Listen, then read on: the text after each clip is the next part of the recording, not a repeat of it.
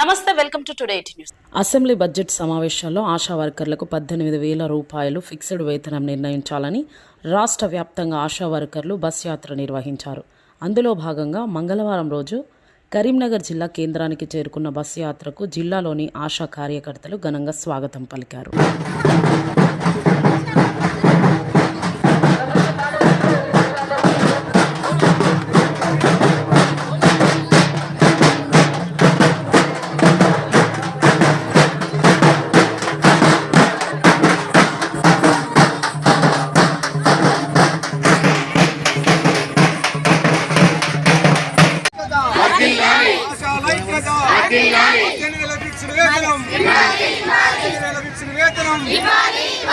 ఆశాల bus యాత్రను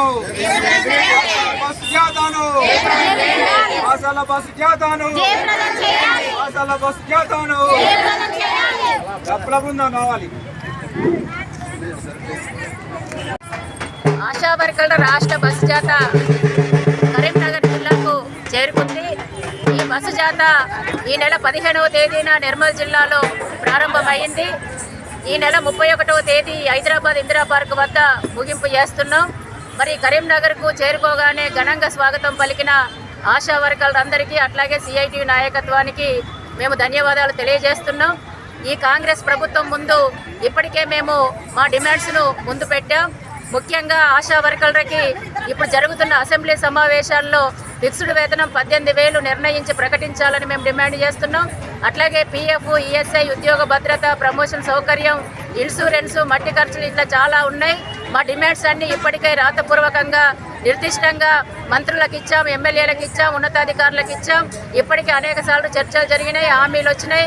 కానీ అది నిర్దిష్టంగా మాకు జీవోలు రాలేదు. నిర్దిష్టంగా జీవోలు ఇవ్వాలి అనేసి మేము ఈ ప్రభుత్వాన్ని డిమాండ్ చేస్తున్నాం. ఈ ప్రభుత్వం అసెంబ్లీ ఎన్నికల సందర్భంగా మాకు అనేక హామీలు ఇచ్చింది. కానీ సంవత్సరం పూర్తయినా ఇప్పటి వరకు మా కోసం ఆలోచించట్లేదు, పరిశీలించట్లేదు, పరిష్కారం చేసే దిశగా అడుగులు వేయట్లేదు. ఈ నిర్లక్ష్య వైఖరిని నిరసిస్తూ మేము బస్సు జాతాను నిర్వహిస్తున్నాం.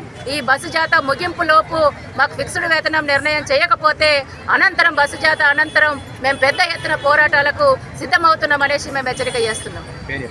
P Jayalakshmi, Telangana ASHA workers union CITU రాష్ట్ర అధ్యక్షురాలు.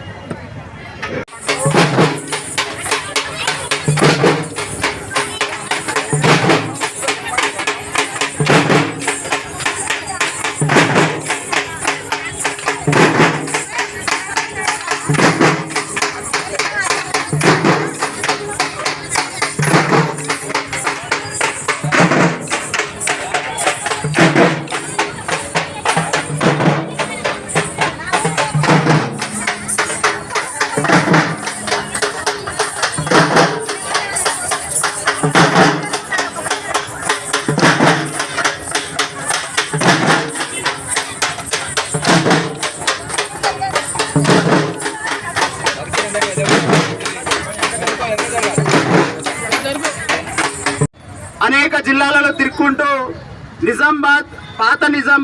పాత ఆదిలాబాద్ జిల్లా కంప్లీట్ చేసుకొని నిన్న మార్నింగ్ పెద్దపల్లి జిల్లా, ఈరోజు మన కరీంనగర్ జిల్లాకు ఆశా రాష్ట్ర అధ్యక్షురాలు పి జయలక్ష్మి గారి ఆధ్వర్యంలో ఇట్లా మొత్తం దాదాపు 7 మంది బృందం, వీళ్ళందరూ మన ఆశా నాయకత్వము, అట్లాగే వివిధ జిల్లాలో పనిచేస్తున్న అధ్యక్ష కార్యదర్శులు, రాష్ట్ర నాయకత్వం, మన